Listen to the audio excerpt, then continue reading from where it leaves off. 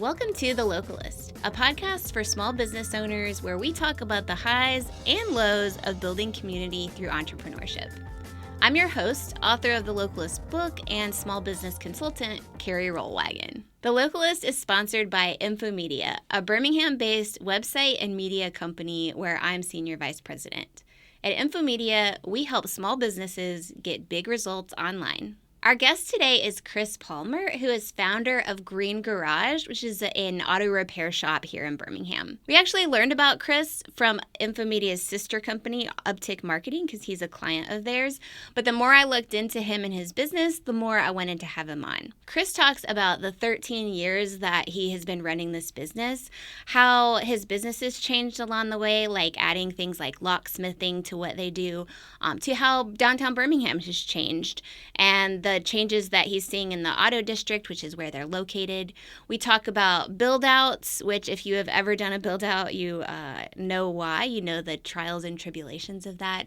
We also talk about how Chris tries to have staff who have a hospitality background and how really paying attention to that and to his customers has really created the strong business that he has. We also get into the trades and how that is a really strong place to be right now, whether or not you are like retraining for a job, looking for your first job, or wanting to start a business. So there's a lot in this episode that I very much enjoyed, and I hope that you do too. So welcome to the podcast. Thank you. I appreciate you having me. Yeah, I kind of wanted to jump in with your Google reviews and the perception almost of your service, because I think you're in an industry that can be tough. Like you're in an industry where people expect it's not going to go well. Right. And you really have some fantastic reviews. Like somebody said, you're the best local car repair place that won't rip me off. Somebody said, if I could give them 10 stars here, I would. Like really glowing. Like I look at all of my guest Google reviews and you guys have really glowing ones. Is that kind of, how have you approached that? Like, did you purposely try to have a different approach with your clients, or is that just kind of happened? I think we just kind of treat people the way we would hope to be treated. Mm-hmm. I and actually a lot of my front of the house employees have backgrounds in hospitality. And, you know, hospitality is a really good training ground for managing customer expectations. And I think that we just we do what we say we're going to do. We try and manage customer expectations up front, and then we follow through with, you know, what we've told the customer we're going to do. And really, unfortunately, in our field, that's better than average. Yeah.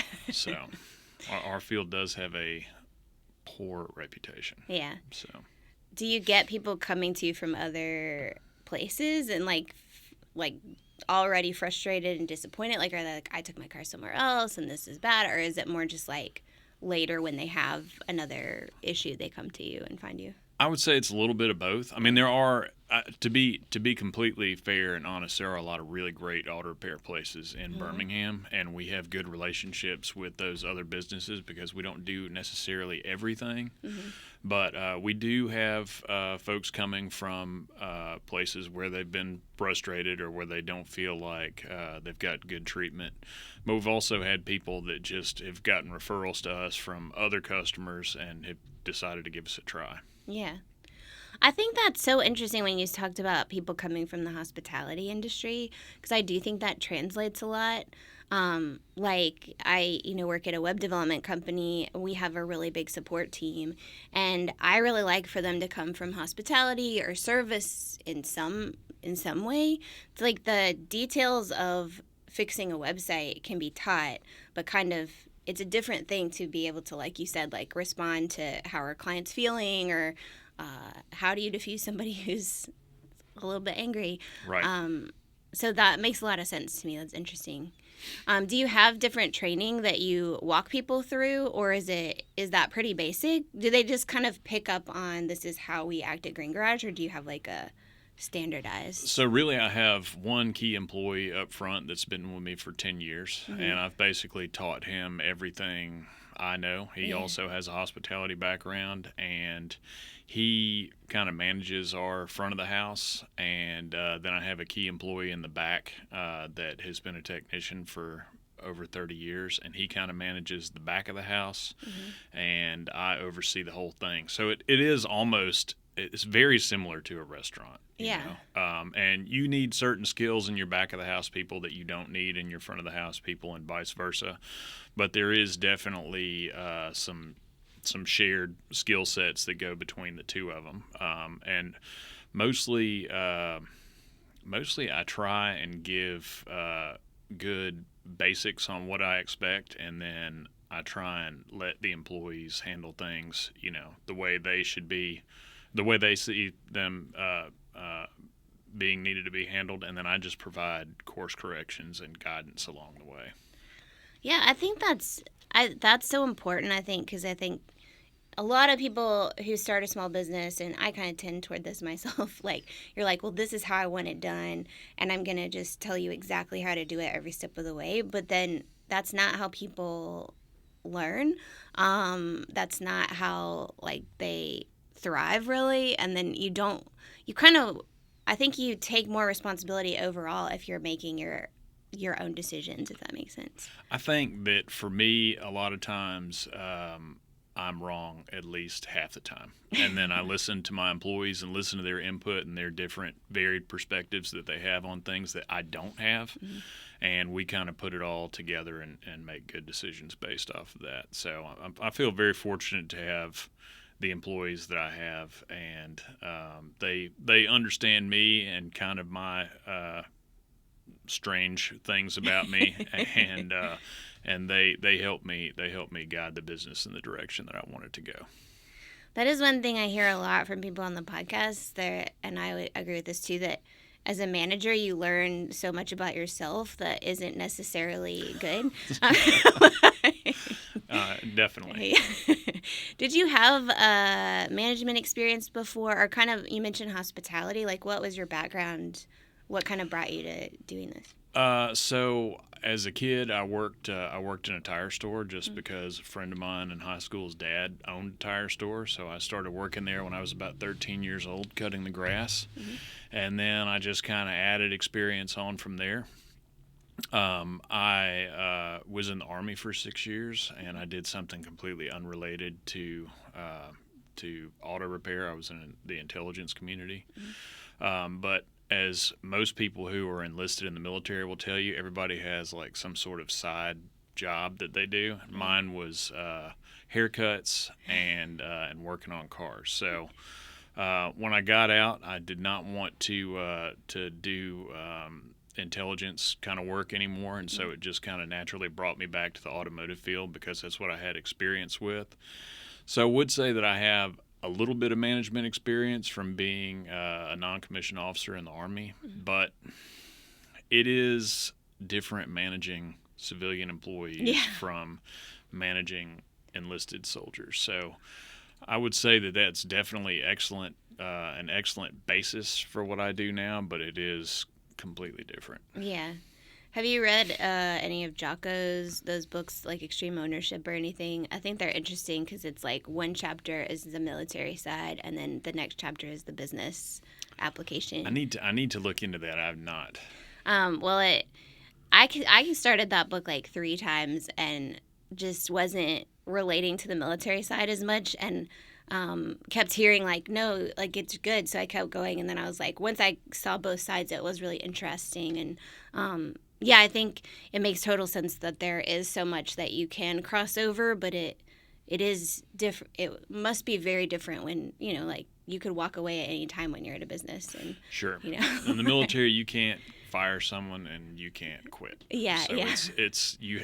I mean that's either good way, also because yeah. it's like, well, we have to make this work. This is essential. So if you have a person at your business that maybe you don't necessarily get along with on a personal level, but they're good for your business and they have they have skills that you need and they match with kind of your culture, but for some reason you personally don't click with them right away, it's good because you have to figure it out. And if you're gonna have disagreements in your business based on in my case the flaws of my personality, that's not good for business. So I think the military in a lot of ways has been good. The other thing is when you have a small business, you can't really quit. You can either succeed or you can fail, and I don't really want to fail. So if I think I've heard a lot of people say, like, if I could quit my small business, like I could quit a regular job, I probably would have by now. So thank goodness that I couldn't, because I wouldn't have made it this far. I mean, I haven't thought about that, but you are completely right, because any small business, they're definitely in the zone where you're like, what have I done? Because it kind of balloons into your whole life, and it's a lot. It's all consuming, definitely. Has that gotten better as the business has grown, or is it kind of like ebb and flow? No, it hasn't gotten better. But again, I think that's probably because of my own weirdness. I just I wanted to continually do better, and I mean, I've been doing this for I'm in my 13th year. There's nothing I've been doing this long. I've been married longer than this, but this is a solid portion, almost a third of my life now, and failure is not really an option. Yeah. And so it just continues to, as the business does better, my expectations continue to increase. Yeah. So. Well, I think there are two sides to that. One, it's moving the finish line, so maybe you'd never feel like I made it. Right. But on the other hand, it stays engaging, because if you're adding new things and trying to iterate on things, then it's not just I'm coming to the same place every day. And I do think to some extent you start to not care in that case, because like nothing's growing, nothing's changing, and that's not good for a business either. Sure. I do think also the past several years with businesses, you had to pivot and change anyway, like from. That's definitely true, and I think definitely you have to be ready for change, or you're not going to make it. I mean, just in the automotive world, change is built in because they don't make the same. Corolla has not been the same Corolla for the last 20 years. Yeah. It changes every 2 or 3 years. And you have to stay in the forefront of what's going on, or you'd be left behind. And I think hybrid technology now is old. But when we got started, that was kind of what we opened to work on, because a lot of people didn't want to, and it's been very good for us. And the locksmithing is very similar. It used to be when you started a car, you had a metal key, stick it in the ignition, turn it. Now it's much more complicated than that. And being able to provide that service to our customer is good for us and good for them. Yeah. And it keeps my brain from going soft. Yeah. So I want to talk about both of those things, but the hybrid side, is that where Green Garage, the name, comes from? And you work on other things too, but is that where you started? We do. So the job that I had before we opened the shop, I was actually a salesman who sold specifically mechanics tools. And so what I was trying to do was leverage customers or leverage referrals that, no, let me rephrase that. I was trying to get referrals from people that I already knew, which were mechanics. And what I knew about mechanics that I sold to was that they did not want to work on hybrid vehicles because they were complicated and because they have the potential to cause injury, which all vehicles obviously can. But it was kind of like a mystery to them. So that's how we started working on hybrids. And we still do a lot of hybrid vehicles. As time went on, my background in European vehicles kind of got out there. People found me from other places, so we started expanding into European vehicles. Then I hired my first, what I would call, real employee, who was a European expert. He worked for me for 8 years. Great, excellent tech. And so that's how we kind of started doing more of that. Then I hired another tech that did domestic. Then I hired another tech that did more conventional import. So we kind of grew our business just by increasing the number of people we had and their individual skills. Yeah. So now is it more now like you have specializations that you prefer, but you take anything, or is it just like come with any car and we'll help you out? So typically what we do, we work on most import and domestic vehicles between now and 2012. That puts us in a sweet spot where we're able to get parts for cars. Okay. We're able to have good information to make those repairs. And we do oftentimes work on cars older than that, but sometimes repair information and quality parts availability gets kind of spotty. Mm-hmm. So we don't make as many promises in those areas. The only cars we really stay away from are, like I said, older vehicles that might be harder to get good quality stuff for. Mm-hmm. So are there certain things you guys are excited to work on, or is it more we're excited about this because this is in our wheelhouse and we can do good work, or is it like, are there different cars that you're like, oh, this is going to be really cool? We love cars. Yeah. It's cars have been my hobby for a long time. Most of my mechanics that work on cars do it because they like cars. Mm-hmm. So I would say I like different cars for different reasons. I like European cars because I think that their design is kind of novel, and a lot of them come with new and cool features. Mm-hmm. I like domestic cars because they are generally pretty predictable, and I like import like Asian cars because I like the simplicity and the engineered simplicity of Asian car design. Like Toyotas specifically are generally pretty simple, but the amount of thought that has to go into making them so simple is huge. So we like different cars for different reasons, but we're generally car people. Yeah. Well, the locksmithing, can you kind of tell me like how that developed? Because you're totally right. Like my car, I would like a second key to, but it was used. It didn't come with one. I don't know what to do. Right. Well, locksmithing developed because I was doing a repair on a BMW, and we actually got a bad part. Mm-hmm. And to make this repair, we had to replace the control module for the engine, and BMW puts a lot of security blocks into doing that. So I ended up just trying to figure out how to get around those security blocks. And by doing that, I decided that I had to become a locksmith, which in Alabama you have to be licensed by the state. Mm-hmm. And so I got that locksmith license, and then I got the tool to fix the BMW, and then we fixed the BMW. And then it's like, well, hey, also customers do like us being able to offer, additional keys and stuff like that. And it also opens up, there are a lot of security-related repairs that may not necessarily actually have to do with keys, but a lot of manufacturers block off certain components of the car unless you're a locksmith because they are theft-related parts. Mm-hmm. So it kind of opened up a lot of things for us to where we don't have to, refer out to the dealers or anybody else like that. It kind of kept a lot of things in-house for us, which is convenient for us and for customers. Yeah.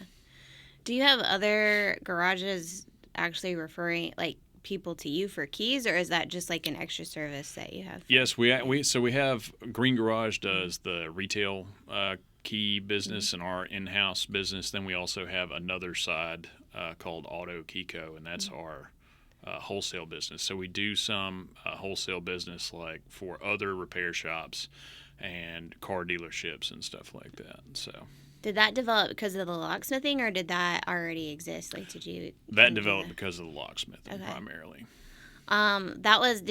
Did you develop that as time went on, or were you from the beginning kind of like, hey, we should do a side of this that is for those?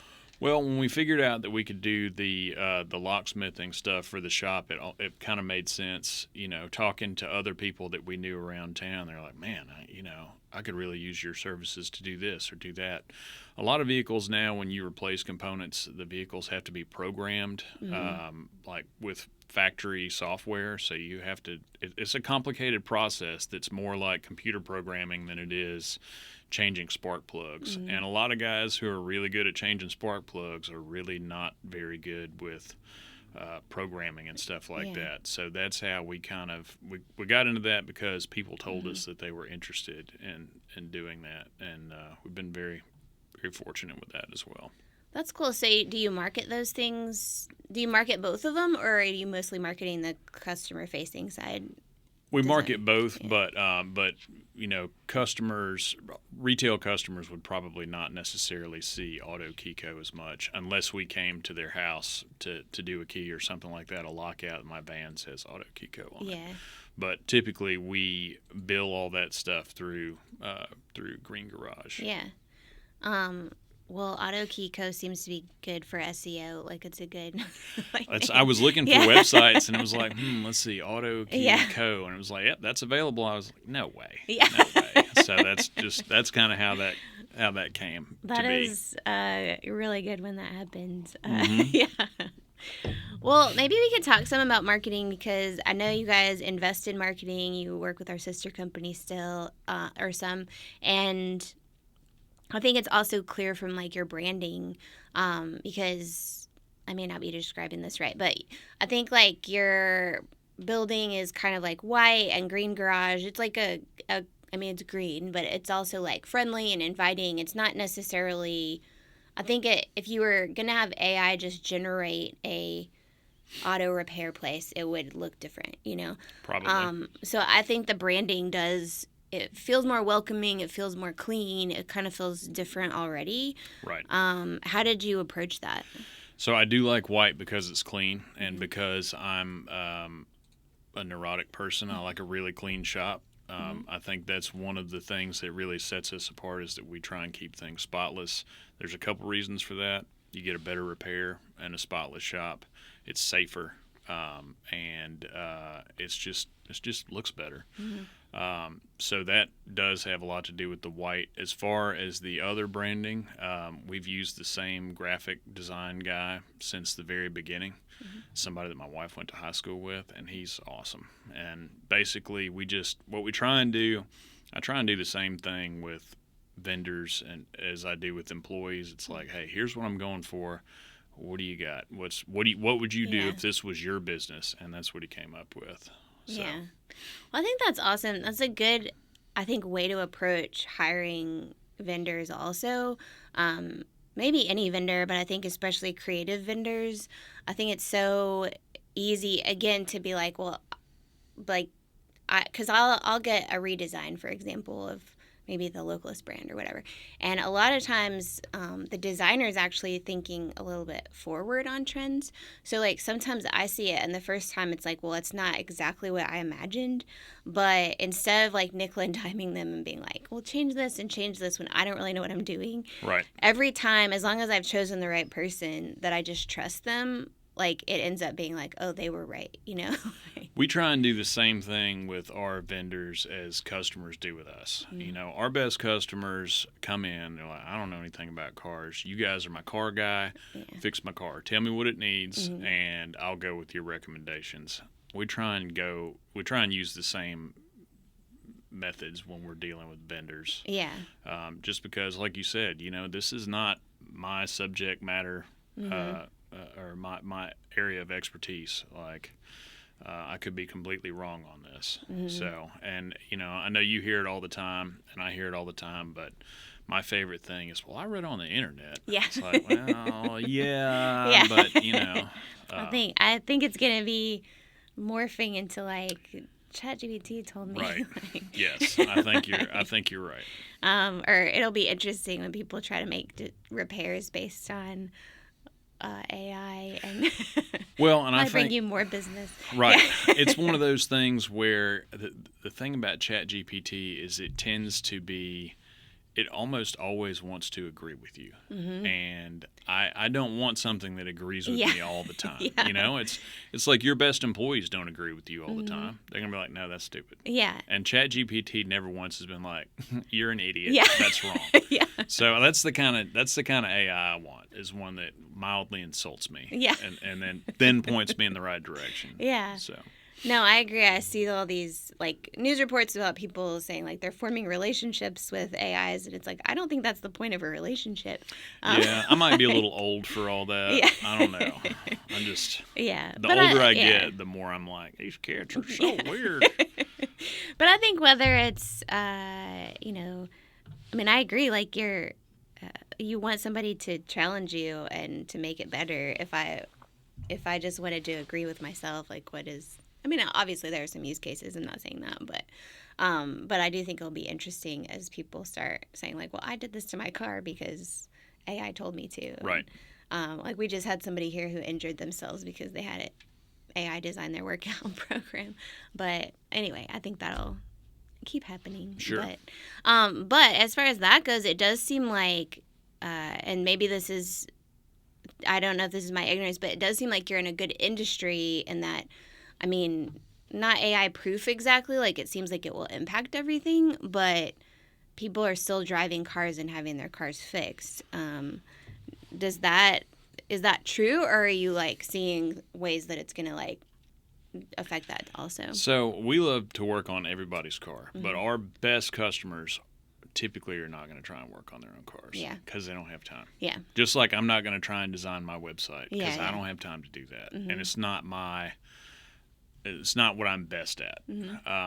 So, and I think that the trades in general are very AI proof. I mean, the other thing is not a lot of people are getting into the trades. I'm 43. I graduated high school in 2001. When I graduated high school, it was, you got to go get a college prep diploma. You have to get a college prep diploma. You have to. And nobody was pushing the trades.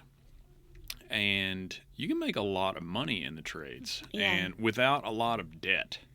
And I think that a lot of that kind of got forgotten at some point in the, maybe the early 90s. I don't know. But the number of people that, if you're looking at mechanics, you're looking at electricians, plumbers, steadily those people are getting paid more and more and more and more because there's fewer and fewer of them. So, and again, AI can maybe do some sort of creative work or, not as well as someone who's well versed in it, but AI is never going to clean a clog out of your drain, or put spark plugs in your car, or it can help you diagnose things, but the actual doing part of it requires skill and in a lot of cases, and it's just not really the skill comes with repetition of doing stuff like that over and over. So I do think that us, along with a lot of the trades, are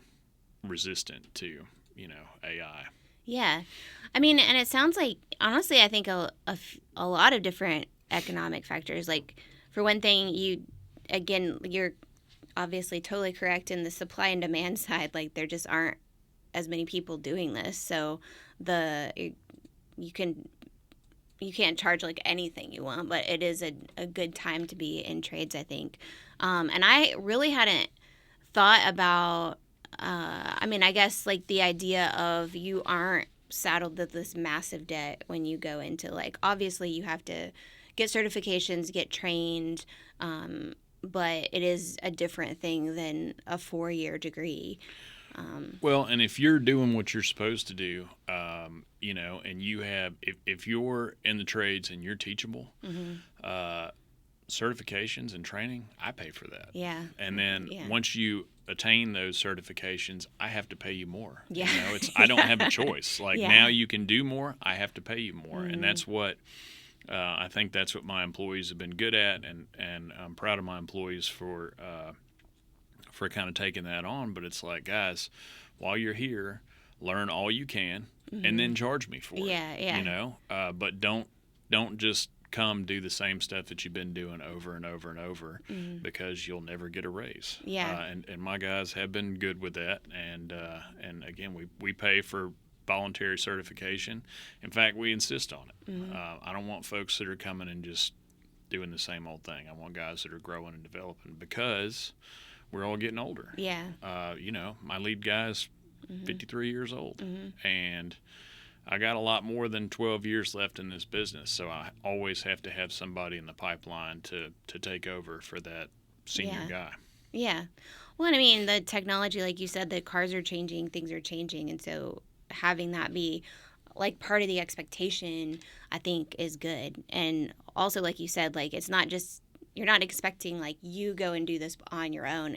Like you're saying, like we are actually funding this, like making this happen is important. Well, and I think the difference between us and like what I would call a quick service kind of establishment is like, for us,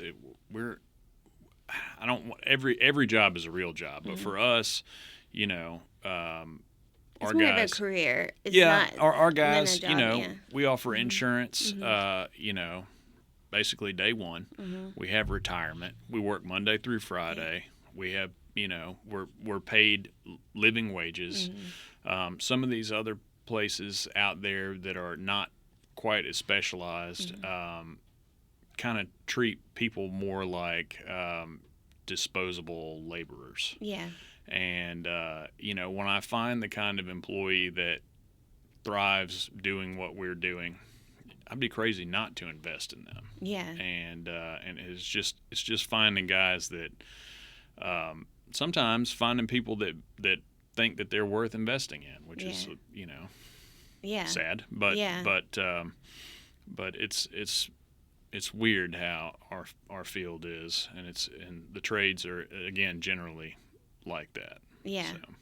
Well, it seems like this is like, it's like the right thing to do as a person, but it does sound like it's smart business also. Isn't it amazing how that works out sometimes? It's like, well, this is how I should treat this customer. This is how I should treat this employee. And then it turns out that that's good for business. I don't understand how that gets lost in translation so much. Yeah. You gain loyalty from employees and customers by showing them loyalty. And I think anything less than that is kind of short-sighted, honestly. Yeah.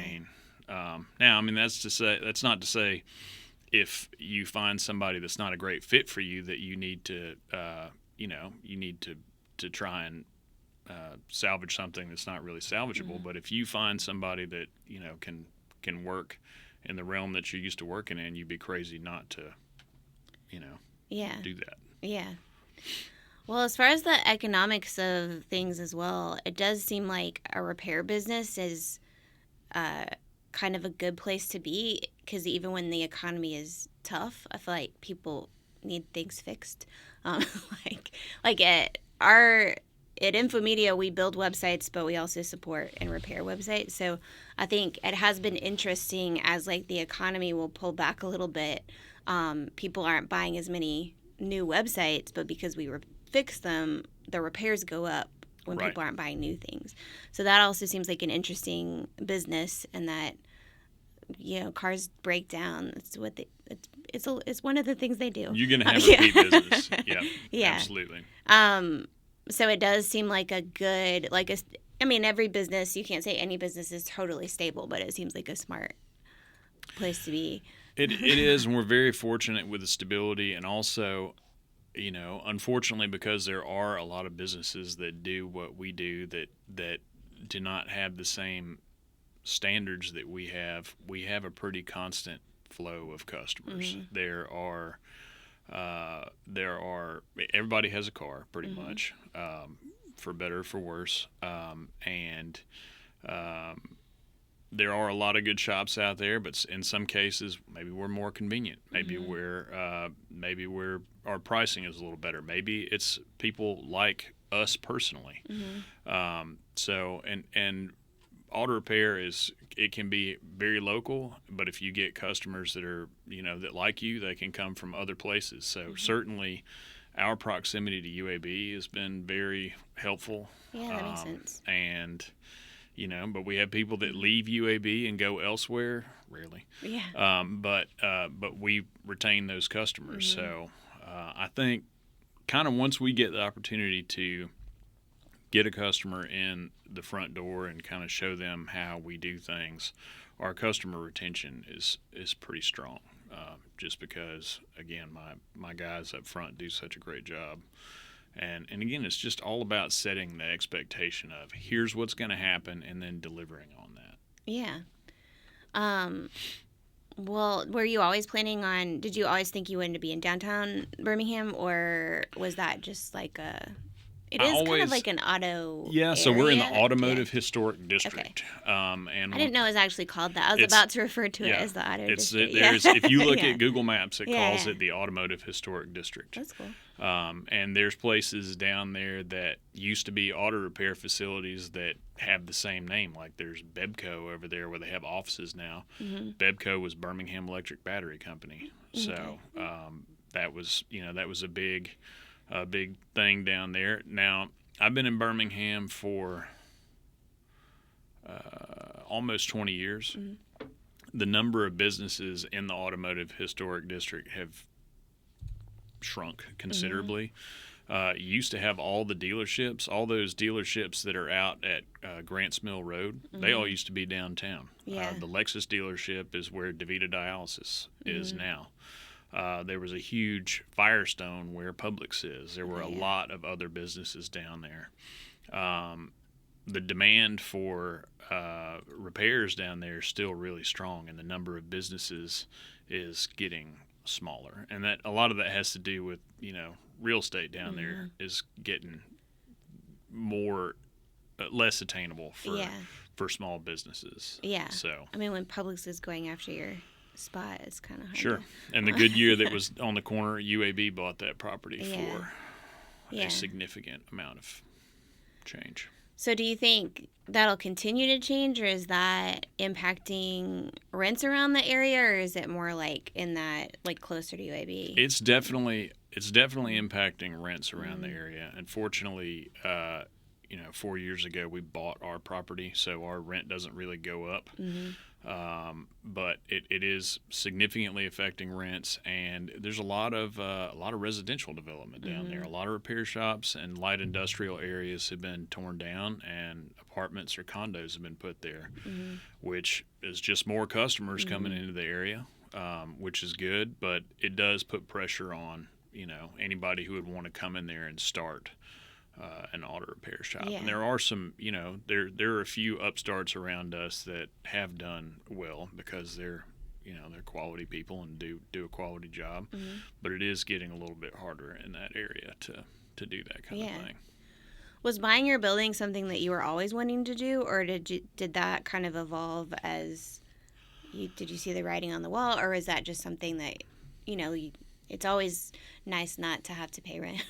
Right. It was something that I always wanted to do. My biggest fear, we were on the corner of 23rd and 4th for 8 years. My biggest fear was we were going to move, and even if we were like within a few blocks, a lot of times you go by someplace, say you go home on 4th every day, and that's the only time you go on 4th, and you don't go on any of the other. You don't ever get on 5th. Yeah. And we weren't there anymore. We were concerned that people would be like, well, I guess Green Garage out of business. They're gone. So we had a piece of property diagonal from where we were come on the market, and it was like, we have to buy that. Yeah. And there was a long development process for building our new building. And during that development process, we literally walked every customer out the front door and went, look over there. See that? It says Green Garage on it. Said it 2 years before we had the building complete. Yeah. And we said, if we're not here, we're over there. That was really great. That's so smart. Well, again, luck and really played into it a lot. Well, even the walking somebody out, I know that's like, so like I'm terrible with directions.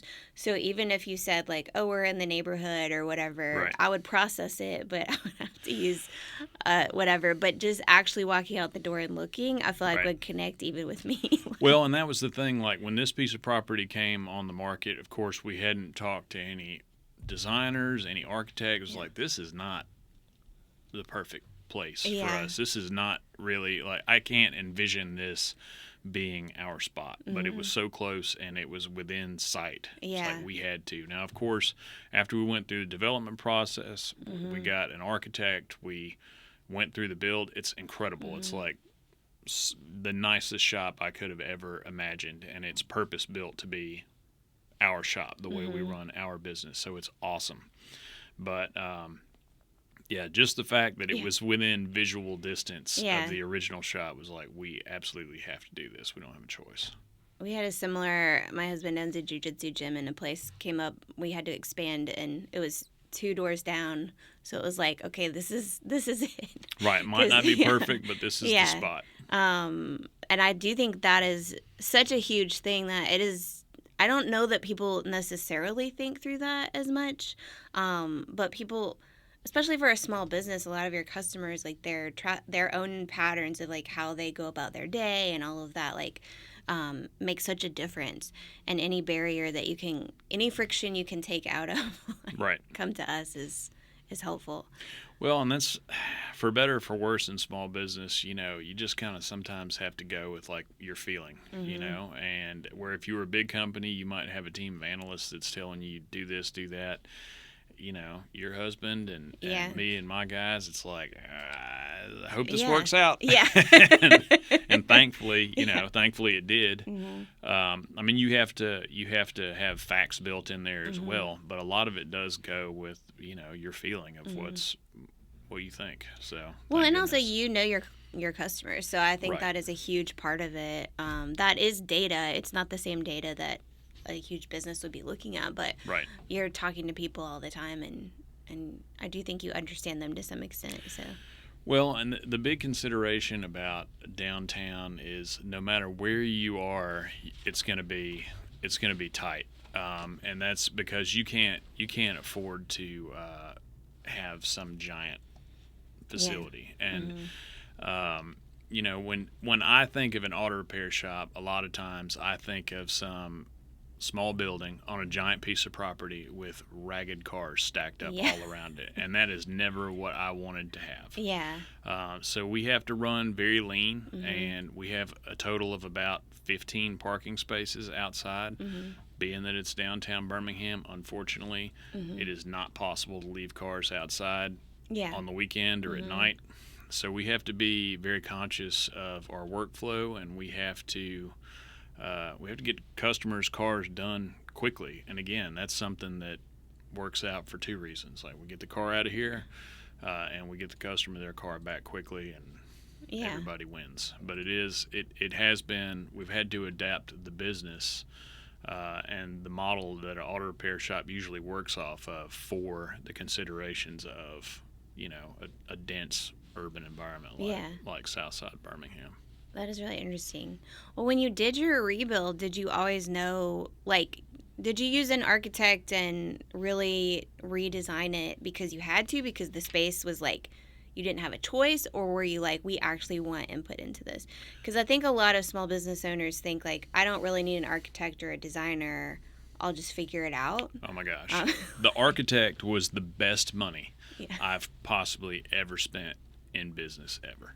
Who was your architect? Do you mind sharing? Is that bad? Robert. Yeah. We'll put it in the show notes. His name escapes me. Yeah. I'm sorry. No, it's good. He's great. He's done some stuff. He did design at my house too that we did not follow through with, but it was excellent. Looks real pretty. Yeah. Basically, so when we bought the property, it was a large lot with a small building on it, and the building that was existent on the lot was never going to be used for auto repair. So basically, we had a couple of decisions. Do we tear everything down and start over? Do we use this building somehow and attach another building to it? So basically, and then we had to balance, how big is the building? How many bays do we have for repair versus how many parking spaces do we have outside? So my thought was, let's just tear everything down. He's like, well, you could do that, but then you would have to redo all the sewer, redo all the electric, redo all the infrastructure stuff, or you could build a building on this and just basically glom onto what you already have. And that's going to save you a big pile of money. It's like, okay, option 2 sounds pretty good. So then he helped us determine, again, what parking we would have versus interior space.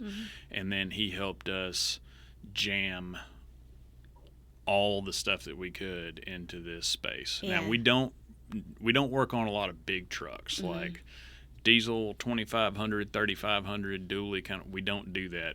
We typically keep it to like F-150 size maximum. So we do have a tight repair shop inside, and that took a little bit of getting used to as far as navigation, but we have a very, very efficient use of the floor space that we have in the shop. And that is 100% because of the architect. Yeah, that's awesome. Well, what about your lobby and stuff, that area? Are there certain things that you did there, or do you have an area like that, or how does that work? We do. So when we bought the building, it initially had like a service counter area, and it had paneling inside it, and it was drop ceiling, and it was very ugly. Yeah. And the building is actually really cool. It's a 50s building, and it's built with clay block, which is something that you don't necessarily see a lot. It looks like concrete block, but it's red, like terracotta colored, and they're fired.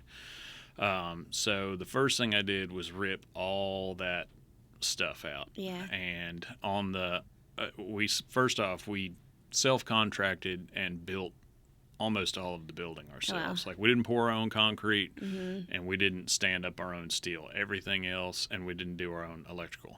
Everything else we did on our own. So we had to add some bathrooms. We had to add water fountains, walls, offices, build out. We did all that on our own because we just didn't have the budget to pay somebody else to do that. So is that you and your guys at your shop, or you and friends, or who did that? Or a mix? A mix. Yeah. So the guys, my office guy basically ran the shop for 2 years on his own when we were doing this development. Yeah. And I'm fortunate to, I've got a lot of, I guess I have like an 80-year-old soul, because a lot of the people that I know and connect with are older guys, and a lot of these guys are older tradesmen. And so I have a friend of mine that's in the trades that basically is like a fine cabinet builder. He could build this table, with stuff in his shop. So it's like, well, hey, can you teach me how to frame a wall? Well, building furniture versus framing a wall, that's like, can you teach me how to draw a circle? He was like, sure. So he helped me frame the walls. Another friend of mine that was my former neighbor was retired master plumber for Jefferson County Schools. He came in and taught me everything I needed to do to add bathrooms, to add a hot water heater, do all that stuff. So we did all that pretty much piecemeal. Yeah. And as far as, I'm sorry, I digress. As far as going back to the customer area, we basically just tore it down all to natural materials and put floor in, and it looks awesome. Yeah. And it kind of shows the character of the building. And we do have a waiting area, or I wouldn't call it a waiting area because we don't really do waiting repairs, but like if you wanted to wait to get picked up, and of course my wife did that. We have a coffee table. We got some books, some of our favorite books, and we kind of have like a little mini library. Somebody comes in and like, I haven't read this book before. They take it, bring bring it back, bring us another book. So what kind of books are in there? Sorry, I'm such a weirdo. Like I'll give you a couple. Like Animal Farm is one of them. Fahrenheit 451. I mean, it's very relevant. Scanner Darkly. Just your minor dystopian novels of doesn't have anything to do with my outlook. But no, just and a lot of books. Like, I know this sounds terrible, but there were a lot of books that I was supposed to read like in high school, and I was very distracted by everything else besides school and high school. because I already knew I was going to join the Army. So I was like, yeah, as long as I can get out of here. Yeah. And so kind of, I guess in my mid-30s, I started going back and reading like a lot of these books that I was supposed to read in high school. Turns out a lot of them are pretty good. Yeah. That's why they're classics. Yeah. And when John McCain passed away, who I really had a lot of respect for John McCain, it was mentioned that his favorite book was For Whom the Bell Tolls, and that is actually a fantastic book. So that's prominently on the table. It's hard to read, but it's a good, very good book. I mean, I'm a former bookseller, so I love that. Right. I mean, that there's actual good classic books in the lobby. Like, that's awesome. Instead of a 2-year-old magazine that... No, I don't do the magazines. Yeah. Like, the only magazines I get at the shop are... like American Legion magazine and Veterans of Foreign Wars magazine, and they're like those magazines that your grandmother used to get, where it's like, you know, you can buy like Ronald Reagan commemorative coins and like you know, plates or something. right, and you know, like varicose vein hose and stuff like that, you know. Stuff that I don't need quite yet, but I don't think they're envisioning like 40-year-olds reading this. I think the median age of the VFW magazine is probably about 90. Circulation of about 300. Yeah. That's awesome. I mean, but those people are still advertising. That's good. Yeah. Yeah. If you need a like one of those bathtubs that you can walk into or close the door, you let me know, because I'm sure the VFW magazine's got your guy right in there. Or a stair lift. Exactly. A chair lift for your stairs. Those are all classics. Right. So yeah. Well, this has been awesome. Like we have to let you get back to work, but I think this is super interesting and helpful. I feel like there are so many things that we talked about are things like every business owner has to deal with. And then there's a lot of stuff that I think is like pretty unique to you guys as well. So, and now I know where to take my car hasn't broken down yet. Well, we're not gonna jinx it. Yeah. Cool. So we'll put in the show notes like you guys' website and social media if you do you do that, or just mostly the website? Mostly the website. We'll send the website, and also your when you Google you guys, you have a good, like, obviously those Google reviews are really strong, and then there are a lot of your services that come up there too. So I think if anybody wants to get in touch, it'll be pretty easy to do that. So. And I'll give you my architect's name. Yeah, we'll put that in the show notes too. That'll be an Easter egg for people. Robert Thompson. Oh, awesome. We got it. So. Well, thank you so much. All right. Thank you for having me. Thanks. Thanks so much to Chris for coming on. If you are interested in connecting more with the Localist, we have a live event now. So the Localist Lab is our live event, and we meet on the third Thursday of most months at Saturn in Avondale.